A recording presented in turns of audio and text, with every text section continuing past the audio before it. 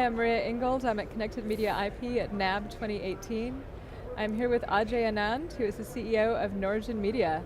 Ajey, hi. Hi Maria, How how are are you? you? All good. Good. We're in Vegas and it's very far away from home, It is indeed. acclimated and ready to go. Wonderful. So how are you finding the show? It's very good. It's a perfect introduction for Norigin Media in America. This is the first time that we've come over here. Wonderful. We've made the cross, we've come over to America, which is an introduction. We've met a lot of people relevant to the Americas, both the north and the southern countries as well, which is a good perspective to what we've seen in Europe all these years. Wonderful. So tell me a little bit about Norigin Media. So we are a Scandinavian company. I stress on the fact that we're Scandinavian because TV technology is quite large in Scandinavia. The market You're based in Norway. We're based in Norway. We're Yes. based in Oslo. Yeah. We treat Scandinavia as a region that's just very, very well adept to TV and consumption of digital services in general. The networks are good. The buying capacity of people are good. The devices that people purchase are good. And the content is available both local and international because we speak a lot of English in Scandinavia. So it's a very good market to evolve such services and for us to take it beyond where we're from. Norigin is a TV technology and a TV software company, and we've been so for over a decade. We've been hosting video services since 2004, ever since we've heard that we can even stream.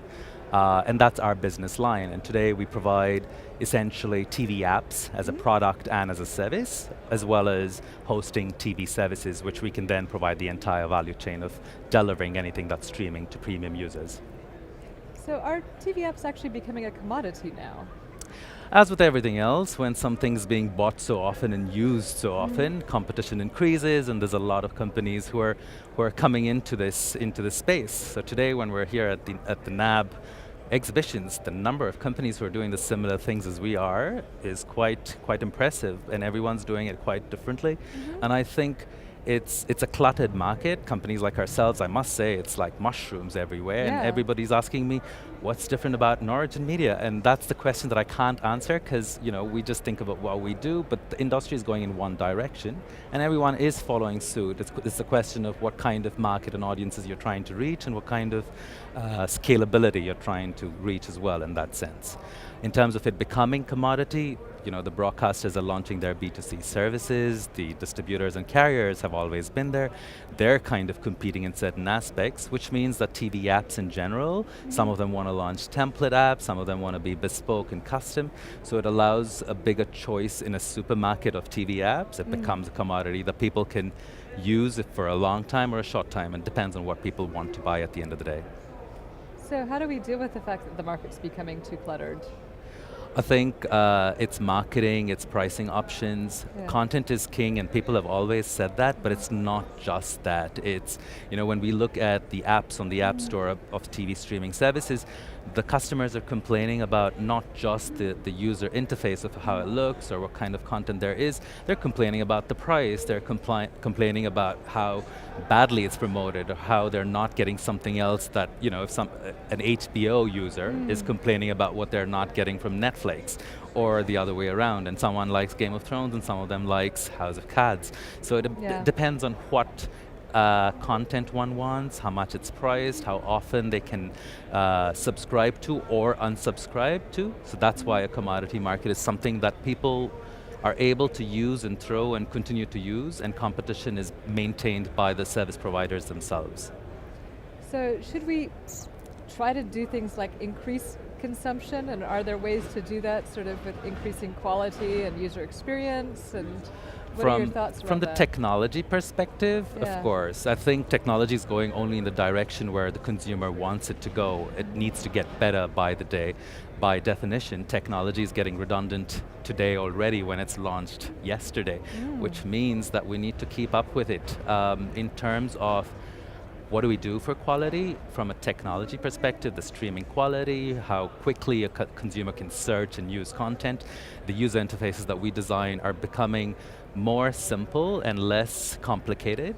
Think Netflix. We look at their services and they've done really well over the years. It's because they do the job in just that. They don't do anything, there's no frills beyond it, but it does the job and it checks all boxes what the consumer wants.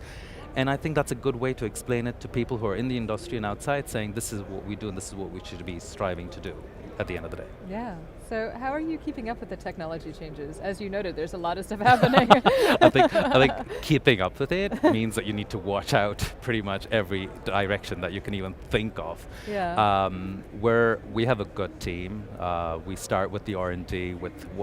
Technology is important, but it's the end result that's important too. Yeah. What leads is a question. It's a chicken and the egg question as well. I'm a business person in our company, and we have technical people, so everybody have their say in the mix. One doesn't work without the other. The way we build things is in a way where we can pull modular aspects of what we do. Microservices, modular services, this is how we're thinking. We're able to choose technologies. When we talk of the apps, people are saying Facebook has React. Why aren't you not using React already? We are, but are we sure that that'll last? We're not. We don't know what's going to come out soon, and there's a lot of investment being made, and people are still in the very beginning of the streaming storm, as I would say, and there's so much more to come. People binge watch today, but it's only going to be more commonplace when streaming becomes a new broadcast, I would think. Wonderful. Thank you so much for joining us today. Brilliant, it's been lovely. We look forward to seeing you again next year and finding out what's changed and what technology you've kept up with and what you're doing. There's so much more to say. Cheers. Wonderful. Thank you so much. Maria.